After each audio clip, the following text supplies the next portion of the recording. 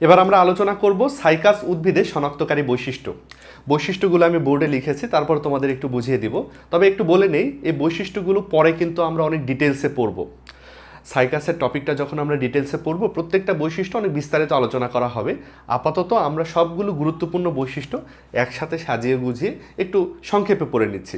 লক্ষ্য করো, সাইকাস উদ্ভিদের ছবি এখানে আমি এঁকেছি, বুঝতেই পারছো অনেকটা দেখতে খেজুর গাছ বা পাম গাছের মতো। সাইকাসের উদ্ভিদটা অনেকটা খেজুর গাছ বা পাম গাছের মতো। এই গাছটা একটা নগ্নবীজের গাছ। এই গাছটাই আমাদের কিন্তু সিলেবাসের মধ্যে দেওয়া আছে। সাইকাস উদ্ভিদ আমাদের সিলেবাসে দেওয়া আছে বলে কিন্তু আমরা পড়ছি। শরীরটা একটু লক্ষ্য করো, শরীরের মধ্যে কিন্তু কোনো শাখা প্রশাখাও নাই, আবার শরীরের মধ্যে কিন্তু কোনো ঝামেলাও নাই, একদম একটা সরল শরীর। এই শরীরের বৈশিষ্ট্যগুলো যদি পড়তে চাই, প্রথম বৈশিষ্ট্য বলা হচ্ছে উদ্ভিদ দেহ স্পোরোফাইট। আগেই তোমাদের আমি বলেছি স্পোরোফাইট মানে হচ্ছে ডিপ্লয়েড অবস্থা, টুয়েন সংখ্যক ক্রোমোজোমালা অবস্থা। অর্থাৎ সাইকাসের যে বডিটা আমরা পাবো, এই বডির প্রত্যেকটা কোষের মধ্যে টুয়েন সংখ্যক করে ক্রোমোজোম থাকবে এবং দেহ মূল, কাণ্ড, পাতায় বিভক্ত। দেহের মধ্যে পাতা আছে, কাণ্ড আছে, নিচে এরকম শেকড়ও থাকবে, তাই না? মূল, কাণ্ড, পাতা সবই আছে শরীরের মধ্যে। তারপর দেখো উদ্ভিদ খাড়া পাম জাতীয়।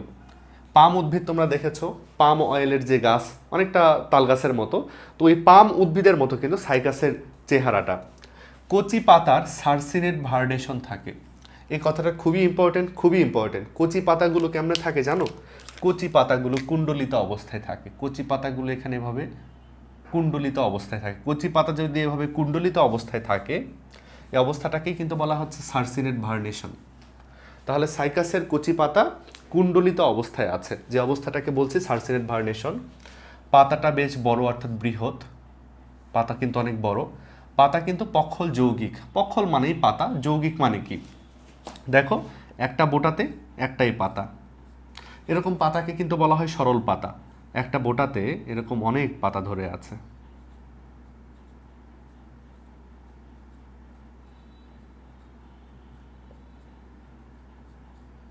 এই যে এরকম পাতা, এরকম পাতাকেই কিন্তু বলা হয় পক্ষল যৌগিক। সাইকাসের পাতাটা খেয়াল করো তো, এরকম নাকি এরকম? এরকম, তাই না? বলো, অনেক পাতা ধরে আছে একটা পাতাতে। এই পাতাগুলোকেই বলা হচ্ছে পক্ষল যৌগিক পাতা। কাণ্ডের মাথায় পাতাগুলো সর্পিল আকারে অবস্থান করে। সর্পিল আকার মানে কি বলো? সাপের মতো। একদম কাণ্ডের মাথায় শুধু পাতাগুলো থাকে। পাতাগুলো কিন্তু শরীরের অন্য কোথাও থাকে না। পুরো শরীরের মধ্যে কিন্তু পাতা নেই, পাতা একদম কাণ্ডের মাথায়। সবাই সাপের মতো করে সুন্দরভাবে পেঁচিয়ে পেঁচিয়ে অবস্থান করছে। পাতার ভেতরে ট্রান্সফিউশন টিস্যু বিদ্যমান। এটা পরে ডিটেলসে জানবো, আপাতত বলি ট্রান্সফিউশন টিস্যু মানে হলো পরিবহন টিস্যু। পাতার ভেতর দিয়ে পরিবহন টিস্যু থাকবে খাদ্য পানি পরিবহন করার জন্য। গৌণ অস্থানিক মূল বিদ্যমান। গৌণ অস্থানিক মূল। অস্থান মানে কি? স্থানে নয় এমন মূল, তাই না? মানে যেমন মূল হওয়া উচিত ওরকম মূল নয়, একটু আলাদা রকম মূল। এই মূলটাকে কিন্তু বলা হয় অস্থানিক মূল। সাইকাসের প্রধান যে মূলটা থাকে, সেই মূলের মধ্যে ইনফেকশন হয়, মূলটা কিন্তু আর আগের মতো থাকে না, মূলটা একটু অন্যরকম আকৃতির হয়ে যায়। এই মূলটাকে কিন্তু বলা হচ্ছে অস্থানিক মূল। পরে বিস্তারিত জানছি এটা নিয়ে আমরা। গর্ভাশয় না থাকার কারণে ফল তৈরি হয় না, এটা আমরা আগেই পড়েছি। গর্ভাশয় না থাকার কারণে ফল তৈরি হয় না। ফল থাকে না বলে বীজটা কিন্তু নগ্ন অবস্থায় থাকে। ভালো কথা। পুং রেণুপত্র স্ট্রোবিলাস গঠন করে, কিন্তু স্ত্রী রেণুপত্র স্ট্রোবিলাস গঠন করে না। ভালো কথা, এটা খুবই দরকারি কথা, খেয়াল করো। রেণুপত্র তো আমরা বুঝি, যে পাতাগুলো আসলে প্রজননে অংশগ্রহণ করে তারাই রেণুপত্র। পুং রেণুপত্রগুলো সুন্দরভাবে এখানে এরকম একটা আইসক্রিমের কোণের মতো শেপ তৈরি করে অবস্থান করে। পুং রেণুপত্র স্ট্রোবিলাস গঠন করে, কিন্তু স্ত্রী রেণুপত্রগুলো সুন্দরভাবে সজ্জিত হয় যে কলার মোচার মতো বা আইসক্রিমের কোণের মতো স্ট্রাকচার তৈরি করবে, এটা কিন্তু করে না। স্ত্রী রেণুপত্র স্ট্রোবিলাস গঠন করে না, শুধু পুং রেণুপত্রই স্ট্রোবিলাস গঠন করে। তারপরে দেখো হেটারো স্পোরিক, অর্থাৎ মাইক্রোস্পোর এবং মেগা স্পোর তৈরি হয়। এটা আগেও বলেছি যে নগ্নবীজী উদ্ভিদদের দু ধরনের স্পোর পাওয়া যায়। মাইক্রোস্পোরগুলো হচ্ছে সাইজে ছোট হয় এবং মেগা স্পোরগুলো কিন্তু সাইজে বড় হয়। দুইটা আলাদা ধরনের স্পোর পাওয়া যায় বলে এটাকে বলা হচ্ছে কিন্তু হেটারো স্পোরিক। তারপর বলা হচ্ছে বাতাসের মাধ্যমে পরাগায়ন ঘটে। এটা খুবই সহজ কথা, আমরা আগে থেকেই জানি। শুক্রাণু উদ্ভিদকুলের মধ্যে সর্ববৃহৎ। সাইকাসে যে শুক্রাণুটা আছে, এটা উদ্ভিদকুলের মধ্যে সর্ববৃহৎ, অর্থাৎ পৃথিবীতে যত উদ্ভিদ রয়েছে সবচেয়ে বড় শুক্রাণু পাওয়া যায় সাইকাসের। সাইকাসের শুক্রাণুটা হচ্ছে লাটিমের মতো এবং এই শুক্রাণুটি সচল এবং বহু ফ্লাজেলাযুক্ত। একটা শুক্রাণুতে অনেক ফ্লাজেলা থাকবে, লাটিমের মতো শুক্রাণু, অনেক ফ্লাজেলা থাকবে এবং পুরো পৃথিবী যত উদ্ভিদ রয়েছে তাদের মধ্যে সবচেয়ে বড় শুক্রাণু এই সাইকাসের পাওয়া যাবে। তাহলে এই হচ্ছে সাইকাসের সব কয়টা গুরুত্বপূর্ণ বৈশিষ্ট্য, আশা করি বুঝছো তোমরা। এবার আমরা সাইকাসের শ্রেণীবিন্যাস নিয়ে আলোচনা করব। খুবই সহজ ব্যাপার, এই জন্য পরীক্ষায় খুব বেশি প্রশ্ন এখান থেকে আসে না। তারপর একটু পড়ে নেই, লক্ষ্য করো। সাইকাসের শ্রেণীবিন্যাস করতে গেলে সাইকাসকে প্রথমেই কোন কিংডমের মধ্যে রাখা হয়? সাইকাসকে রাখা হয় প্ল্যান্টি কিংডমের মধ্যে, কারণ সাইকাস একটা প্ল্যান্ট, একটা উদ্ভিদ বলে তাকে প্ল্যান্টি কিংডমের মধ্যে রাখা হলো। সাইকাসকে কোন ডিভিশনের মধ্যে রাখা হয়? সাইকাডোফাইটা নামক একটা ডিভিশনের মধ্যে রাখা হয়। মনে রাখতে হবে যে কোনো ডিভিশনের নামের শেষে কিন্তু ফাইটা থাকে, সাইকাসকে কোন ডিভিশনের আন্ডারে রাখা হয়? সাইকাডোফাইটা ডিভিশনে। সাইকাসের ক্লাসের নাম কি? সাইকাসের ক্লাসের নাম হলো সাইকাডোপসিডা। তোমরা মনে রেখো, এই অপসিডা কথাটা ব্যবহার করা হয় ক্লাসের নামের শেষে। সাইকাডোপসিডা মানেই হচ্ছে সাইকাসের ক্লাস। তারপরে দেখো সাইকাসের অর্ডারের নাম হলো সাইকাডেলিস। এই আলিস কথাটা সাধারণত অর্ডারের নামের শেষে থাকে। সাইকাসের ফ্যামিলির নাম হলো সাইকাডেসি। এই যে এই এসি এই কথাটা কিন্তু থাকে সাধারণত ফ্যামিলির নামের শেষে। আর সাইকাসের জেনাসের নাম হলো সাইকাস। স্পেসিস হিসেবে সাইকাসের 3টা স্পেসিসের কথা বলা হয়। একটা হচ্ছে সাইকাস পেকটিনাটা, সাইকাস সার্সিনালিস এবং সাইকাস রেভুলোটা। অধ্যায় শেষে এদের গুরুত্ব সহকারে আমরা এটা আরেকবার পড়ব। এবার আমরা আলোচনা করব সাইকাসের আবাস এবং ভৌগোলিক বিস্তার সম্পর্কে, অর্থাৎ পৃথিবীর কোন জায়গাতে সাইকাসকে বেশি বেশি পাওয়া যায় সেটাই আমরা জানব। লক্ষ্য করো, বলা হচ্ছে পৃথিবীর উষ্ণ এবং উষ্ণমণ্ডলীয় অঞ্চলে সাইকাস বেশি জন্মে। পৃথিবীর উষ্ণমণ্ডলীয় অঞ্চল মানে হলো ট্রপিক্যাল অঞ্চল কোনটা আমি তোমাদের একটু দেখাচ্ছি। মনে করো এটা হচ্ছে পৃথিবীর এই যে মাঝখান বরাবর এই জায়গাটাকে কিন্তু বলা হচ্ছে ট্রপিক্যাল অঞ্চল। পৃথিবীর এই ট্রপিক্যাল অঞ্চলে সাইকাস বেশি বেশি থাকে। অস্ট্রেলিয়া, চীন, জাপান, ভারত, বাংলাদেশে প্রাকৃতিকভাবেই কিন্তু সাইকাস জন্মে। বাংলাদেশের পার্বত্য চট্টগ্রামে সাইকাস পেকটিনাটা প্রাকৃতিকভাবে জন্মে, এটা আগেও আমরা জেনেছিলাম। বাংলাদেশের পার্বত্য চট্টগ্রামে তাহলে সাইকাস পেকটিনাটা প্রাকৃতিকভাবে জন্মে। শুধু পার্বত্য চট্টগ্রাম না, কক্সবাজার এবং সিলেটের যে বনাঞ্চল রয়েছে সেখানেও কিন্তু সাইকাস পাওয়া যায়। বাংলাদেশের বাগানগুলোতে সাইকাস সার্সিনালিস এবং সাইকাস রেভুলোটাকে লাগানো হয়, অর্থাৎ এগুলো প্রাকৃতিকভাবে জন্মায় না, তবে এখন বর্তমানে বাংলাদেশে বেশ অ্যাভেলেবল, বিদেশ থেকে হয়তো আমদানি করা হয়েছে, তারপর বাগানে লাগানো হয়েছে, এখন খুব সহজে এটা পাওয়া যায়। তাহলে বাংলাদেশে সাইকাস পেকটিনাটা প্রাকৃতিকভাবে জন্মালেও সাইকাস সার্সিনালিস, সাইকাস রেভুলোটা এগুলোকেও কিন্তু আমরা বাংলাদেশে খুঁজে পাবো। সাইকাসের দৈহিক গঠন নিয়ে আমরা ধারণা নেব। লক্ষ্য করো, সাইকাসের দেহটাকে বলা হচ্ছে স্পোরোফাইটিক। আমরা জানি স্পোরোফাইটিক মানে হলো ডিপ্লয়েড অবস্থা। সাইকাসের দেহের প্রত্যেকটা কোষের মধ্যে 2n সংখ্যক করে ক্রোমোজোম রয়েছে, অর্থাৎ ডিপ্লয়েড অবস্থায় রয়েছে। তাহলে সাইকাস হচ্ছে একটা স্পোরোফাইটিক উদ্ভিদ, অর্থাৎ ডিপ্লয়েড অবস্থায় থাকা একটা উদ্ভিদ। সাইকাস উদ্ভিদটা বৃক্ষ জাতীয় কাষ্ঠল উদ্ভিদ। এই কথাটার মানে আমি তোমাদের বলি, সব উদ্ভিদ কিন্তু বৃক্ষ না।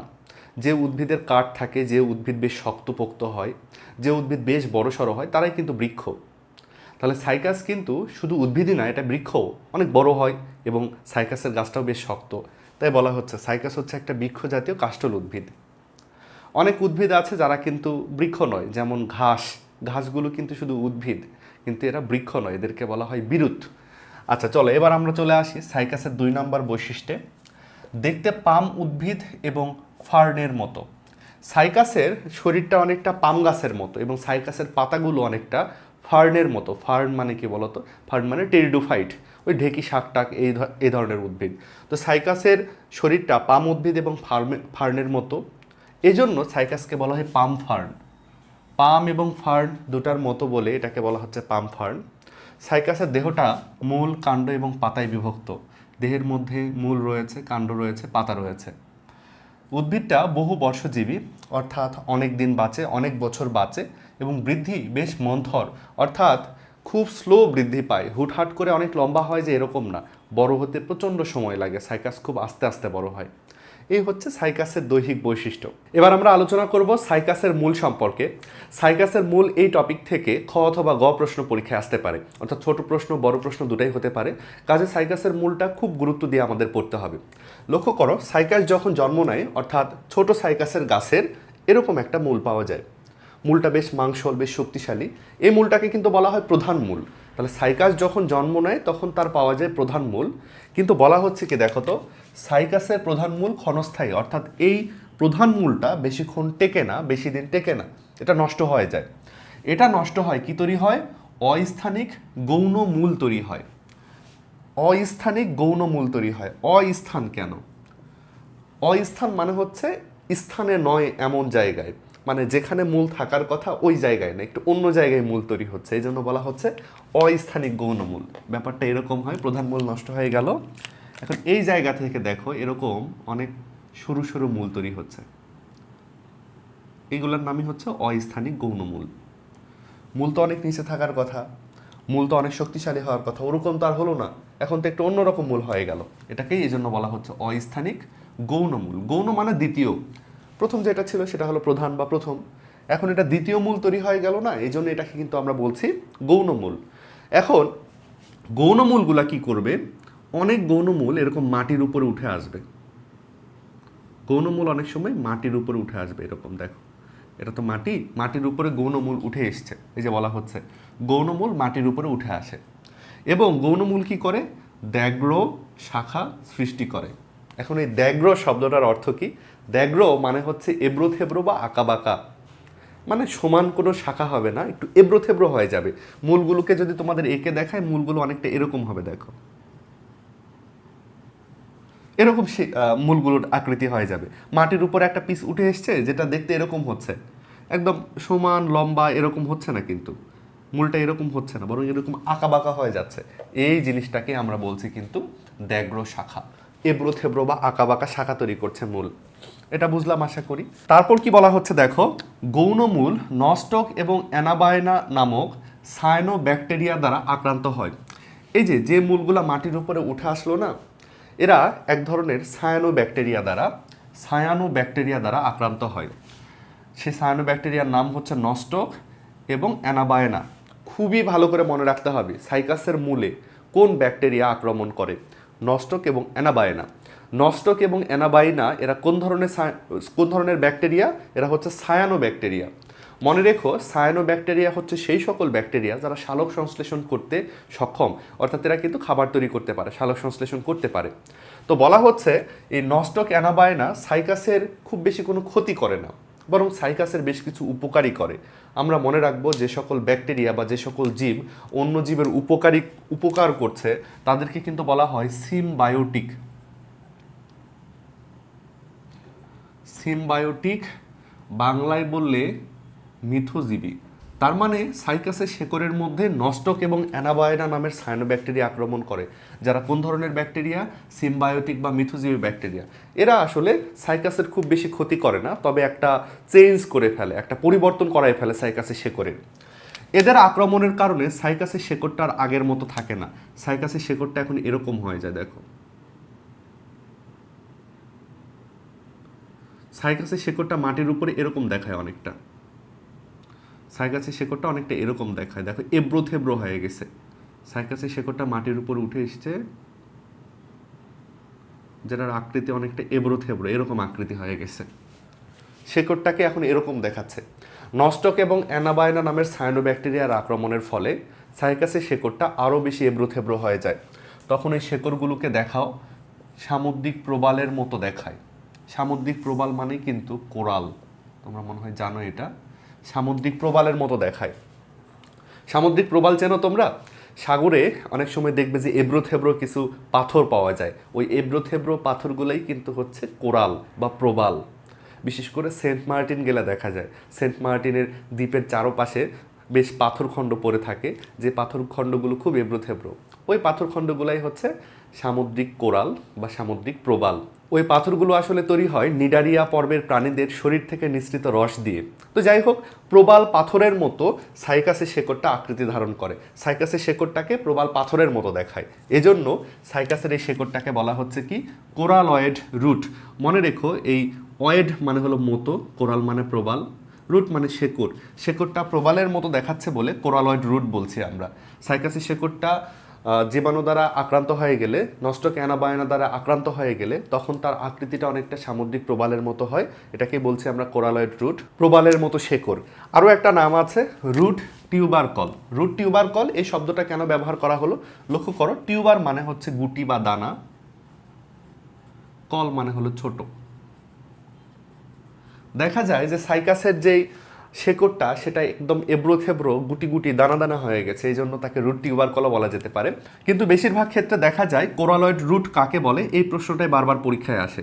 পরীক্ষায় কতে আসতে পারে, খতে আসতে পারে, গতে আসতে পারে।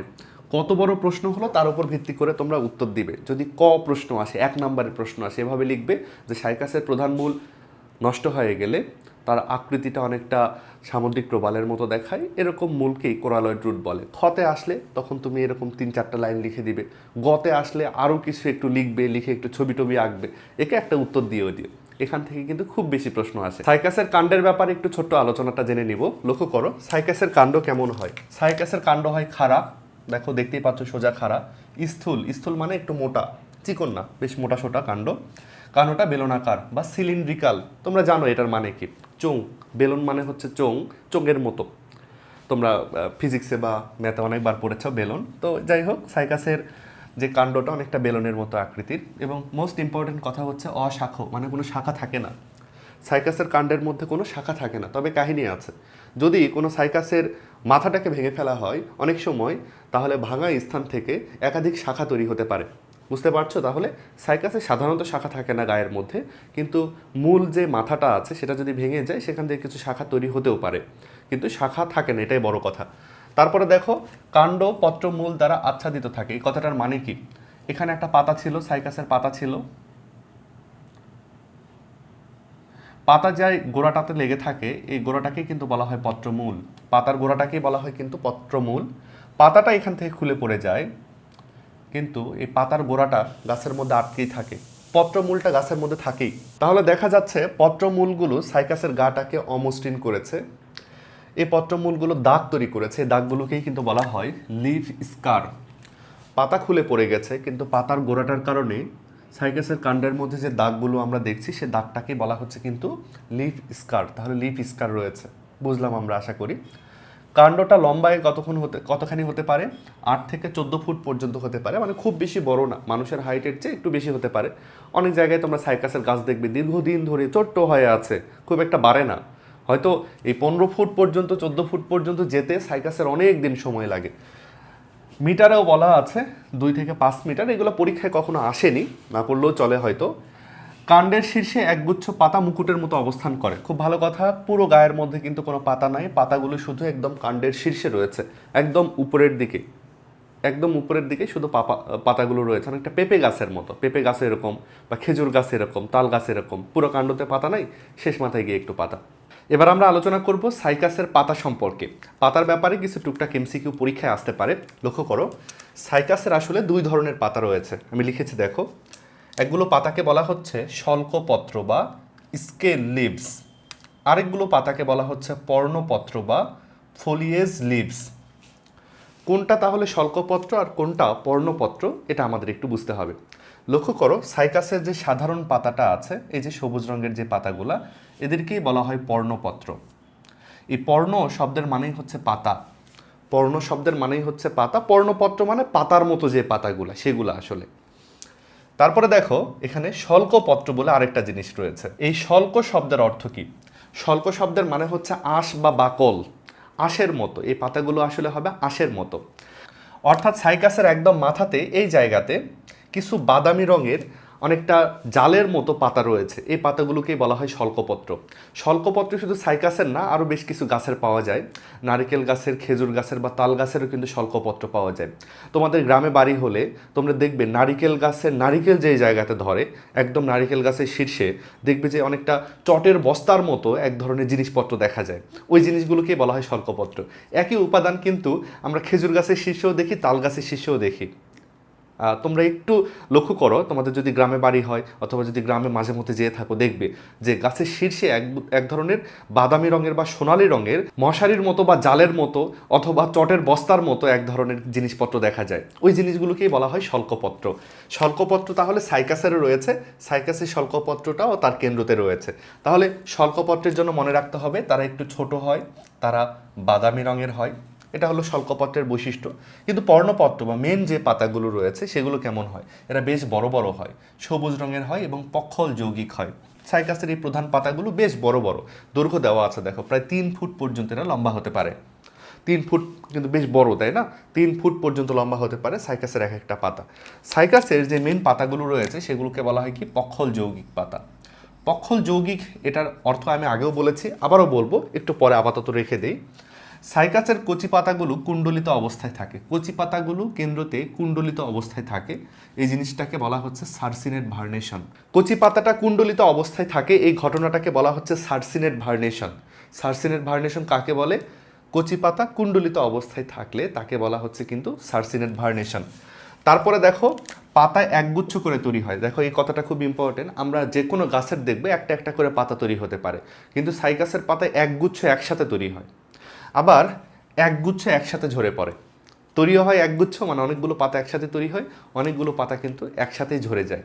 এজন্য কোথায় পাতাগুলো তৈরি হয়েছে এবং কোথায় ঝরে গেছে এই ব্যাপারটা দেখে কিন্তু সাইকাসের বয়সও নির্ণয় করা যায়। সাইকাসের পাতাগুলো যখন ঝরে পড়ে যায় তখন পাতার গোড়াটা বা পত্রমূলটা গাছের সঙ্গেই লেগে যায়, এটা কিন্তু ঝরে পড়ে যায় না। এই জিনিসটাকে কিন্তু বলা হয় লিফ স্কার। লিফ স্কার। সাইকাসের পাতা ঝরে গেলে তার পাতার যে গোড়াটা বা পত্রমূলটা সেটা ঝরে যায় না, সেই জিনিসটা সাইকাসের গায়ে থেকে যায়। এই জন্য এই জিনিসটাকে দেখে অনেকটা ক্ষতর মতো মনে হয়, এই জন্য এটাকে বলা হয় লিফ স্কার। লিফ স্কার বলা হয়। এবার দেখো সাইকাসের পাতাটাকে পক্ষল যৌগিক বলা হয় কেন, সেটা আমি তোমাদের একটু ব্যাখ্যা করি। সাইকাসের পাতাটা কিন্তু সরল কোনো পাতা না। আমের পাতা কেমন হয়, কাঁঠালের পাতা কেমন হয়, এরকম হয়, একটা বোটাতে একটাই পাতা থাকে, কোনো ঝামেলা নাই। কিন্তু সাইকাসের পাতা এরকম না, সাইকাসের পাতাটা অনেকটা এরকম, তাই না? দেখো সাইকাসের পাতা অনেকটা কিন্তু এরকম।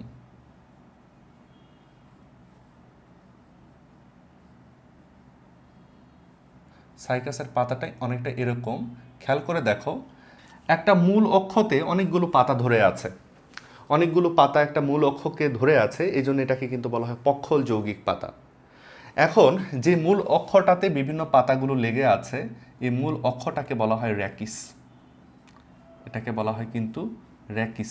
খুব ভালো করে মনে রাখতে হবে, যৌগিক পাতার কেন্দ্রতে যে জিনিসটা থাকে, যে কাণ্ডটা থাকে, তাকে কিন্তু বলা হয় র্যাকিস। পুরো অংশটাকে বলা হচ্ছে কিন্তু পাতা, কিন্তু পাতার মাঝে যেটা রয়েছে তার নাম হলো র্যাকিস। এবং র্যাকিসের গায়ে যে ছোট ছোট পাতাগুলো লেগে আছে তাদেরকে বলা হয় কিন্তু পিনা অথবা পত্রক। এদের নাম হচ্ছে পিনা অথবা পত্রক। র্যাকিস, পিনা এবং পত্রক সবাই মিলেই কিন্তু হচ্ছে পাতা। ভালো করে বোঝো, পুরোটার নাম হলো পাতা, পাতার মাঝে যে শক্ত কাণ্ডটা রয়েছে তার নাম র্যাকিস, র্যাকিসের গায়ে যে ছোট ছোট পাতাগুলো ধরে আছে তাদের নাম হচ্ছে পিনা বা পত্রক। বুঝলে? তাহলে এই জিনিসগুলা কিন্তু পাতা না, এদেরকে বলা হচ্ছে কি পত্রক। শব্দে সেই যে ক অথবা কা এগুলা যুক্ত থাকলে ছোট বোঝায়। কপাটিকা মানে ছোট দরজা, পত্রক মানে কি ছোট পাতা। দেখো পাতার মাঝে র্যাকিস থাকে, এই যে র্যাকিস রয়েছে পাতার মাঝে, র্যাকিস বেশ মোটা হয়, শক্ত হয় এবং চারকোনা হয়। এই র্যাকিসটা বেশ মোটা, শক্ত এবং চারকোনা। র্যাকিসে পত্রক যুক্ত থাকে, এই যে দেখো র্যাকিসে পত্রক যুক্ত আছে। পত্রক যুক্ত থাকে কতগুলো? 50 থেকে 100টি। আমার এখানে কয়টা যুক্ত আছে? মনে করো বড় জোর হচ্ছে 7 দুগুণে 14টা। কিন্তু একটা পাতাতে, সাইকাসের একটা পাতাতে এরকম হচ্ছে পত্রক যুক্ত থাকবে প্রায় 50 থেকে 100টি। এখন পাতার যদি প্রস্থচ্ছেদ করা হয়, পাতাটাকে যদি প্রস্থ বরাবর কাটা হয়, এই বরাবর কাটা হয় পাতাকে, কেটে যদি আমরা একটু ভালো করে মাইক্রোস্কোপে গিয়ে পর্যবেক্ষণ করি তাহলে অনেকগুলো লেয়ার পাবো। পাতার যে লেয়ারগুলো পাওয়া যাবে সেগুলো আমি একটু সংক্ষেপে তোমাদের লিখে দিচ্ছি। দেখো পাতার সবচেয়ে বাইরের দিকে একটা ত্বক পাওয়া যাবে, সবচেয়ে উপরের দিকে পাওয়া যাবে হলো ঊর্ধ্বত্বক। ঊর্ধ্বত্বক আমি টিস্যুতন্ত্র অধ্যায়ে এইগুলার অ্যানাটমি খুব ভালো করে বুঝিয়েছি, ওই ক্লাসটা তোমরা দেখতে পারো, একটা পেইড কোর্স রয়েছে টিস্যুতন্ত্রের উপরে, ওটা তোমরা নিয়ে দেখতে পারো ক্লাসগুলো। তাহলে সবচেয়ে উপরের দিকে আমরা পাচ্ছি ঊর্ধ্বত্বক, সবচেয়ে নিচে আমরা কি পাবো বলো? এটার নাম হলো নিম্নত্বক। নিম্নত্বক, ওকে। ঊর্ধ্বত্বকের ঠিক নিচেই রয়েছে হাইপোডার্মিস বা অধোত্বক। অধোত্বক ইংরেজিতে বললে বলা হয় হাইপোডার্মিস। তারপরে আমরা দেখতে পাচ্ছি এক ধরনের লম্বা লম্বা কোষ। দেখো এই যে লম্বা লম্বা কোষ দেখা যাচ্ছে, এই লম্বা লম্বা কোষের স্তরটাকে বলা হয় প্যালিসেড প্যারেনকাইমা। Palisade parenchyma. খেয়াল করো, নিম্নত্বকের ঠিক পরে কিন্তু কোনো হাইপোডার্মিস নাই। নিম্নত্বকের মাঝে মাঝে এই যে ছিদ্রগুলো দেখা যাচ্ছে, এগুলা কিন্তু তোমার হচ্ছে পত্ররন্ধ্র। এই ছিদ্রগুলোর নাম কিন্তু পত্ররন্ধ্র। নিম্নত্বকের ঠিক পরেই কিন্তু দেখো, ঊর্ধ্বত্বকের ঠিক পরে অধোত্বক ছিল। ঊর্ধ্বত্বকের ঠিক পরে অধোত্বক ছিল, এই যে 2 লেয়ার, এগুলোর নাম ছিল অধোত্বক। তারপরে লম্বা লম্বা কোষের লেয়ারটার নাম প্যালিসেড প্যারেনকাইমা। নিম্নত্বকের ঠিক পরেই কিন্তু কোনো অধোত্বক নাই, সরাসরি এই যে ফাঁকা ফাঁকা করে অবস্থিত কিছু কোষ রয়েছে। ফাঁকা ফাঁকা করে অবস্থিত যে কোষগুলো রয়েছে এদের নাম হলো স্পঞ্জি প্যারেনকাইমা। প্যারেনকাইমা। তাহলে আমরা মনে রাখবো, পত্ররন্ধ্র, পাতার পত্ররন্ধ্র কিন্তু ঊর্ধ্বত্বকে থাকে না। পত্ররন্ধ্র শুধু থাকে কোথায়? নিম্নত্বকে। আমরা মনে রাখবো সাইকাসের তাহলে পাতার ঊর্ধ্বত্বকে কোনো পত্ররন্ধ্র নাই, পত্ররন্ধ্র রয়েছে শুধু নিম্নত্বকে। ঊর্ধ্বত্বকে রয়েছে প্যালিসেড প্যারেনকাইমা এবং নিম্নত্বকে রয়েছে কি? Spongy parenchyma. প্যালিসেড প্যারেনকাইমা এবং স্পঞ্জি প্যারেনকাইমার মাঝে এই যে এই কোষগুলো রয়েছে, খেয়াল করো, লম্বা লম্বা কিছু কোষ রয়েছে। এই কোষগুলোর কাজ হচ্ছে খাদ্য পানিগুলো পরিবহন করা। এই কোষগুলো মিলে যে টিস্যুটা গঠিত তার নাম হচ্ছে ট্রান্সফিউশন টিস্যু। ট্রান্সফিউশন টিস্যু খুবই ইম্পর্টেন্ট কথা, খুব ভালো করে তোমাদের মনে রাখতে হবে। ঊর্ধ্বত্বক উপরের দিকে থাকবে, নিম্নত্বক নিচের দিকে থাকবে। ঊর্ধ্বত্বকে অধোত্বক পাওয়া যাবে এবং প্যালিসেড প্যারেনকাইমা পাওয়া যাবে। নিম্নত্বকে শুধু স্পঞ্জি প্যারেনকাইমা পাওয়া যাবে। প্যালিসেড প্যারেনকাইমা এবং স্পঞ্জি প্যারেনকাইমার মাঝে থাকবে কি? Transfusion tissue. এর কথা কিন্তু আমরা আগেও শুনেছি। ট্রান্সফিউশন টিস্যুর কথা কিন্তু আমরা আগেও শুনেছি। ট্রান্সফিউশন টিস্যুটা খুব স্পেশাল বৈশিষ্ট্য সাইকাসের জন্য। কোথায় রয়েছে ট্রান্সফিউশন টিস্যু? স্পঞ্জি প্যারেনকাইমা এবং প্যালিসেড প্যারেনকাইমার মাঝে। এবার আমরা আলোচনা করব সাইকাস উদ্ভিদের সাথে ফার্ন বা টেরিডোফাইটসের সাদৃশ্য। ধারণা করা হয় টেরিডোফাইটস থেকেই নগ্নবীজী উদ্ভিদগুলোর উৎপত্তি। এজন্য টেরিডোফাইটসের সঙ্গে সাইকাসের মতো কোনো নগ্নবীজির অনেকখানি মিল থাকবে। কোন কোন মিলগুলো রয়েছে সেটা কিন্তু পরীক্ষায় আসতে পারে, একটা লিখিত প্রশ্নতে আসতে পারে। আমরা একটু ভালো করে জেনে নিই। লক্ষ্য করো, সাইকাস উদ্ভিদের সঙ্গে টেরিডোফাইট বা ফার্নের সাদৃশ্য কোন কোন মিলগুলো রয়েছে। সাইকাস বলো আর ফার্ন বলো, উভয়ে হলো স্পোরোফাইটিক। আমরা জানি স্পোরোফাইটিক মানে হচ্ছে ডিপ্লয়েড, 2n সংখ্যক ক্রোমোজোম বিশিষ্ট শরীর। তো সাইকাসের শরীরের প্রতিটা কোষেও 2n সংখ্যক করে ক্রোমোজোম থাকে। ফার্নের শরীরের প্রতিটা কোষেও 2n সংখ্যক করে ক্রোমোজোম থাকে। তারপরে বলা হচ্ছে সাইকাসের মূল, কাণ্ড, পাতা তিনটাই পাওয়া যায়। এই যে মূল, কাণ্ড, পাতা তিনটাই আছে।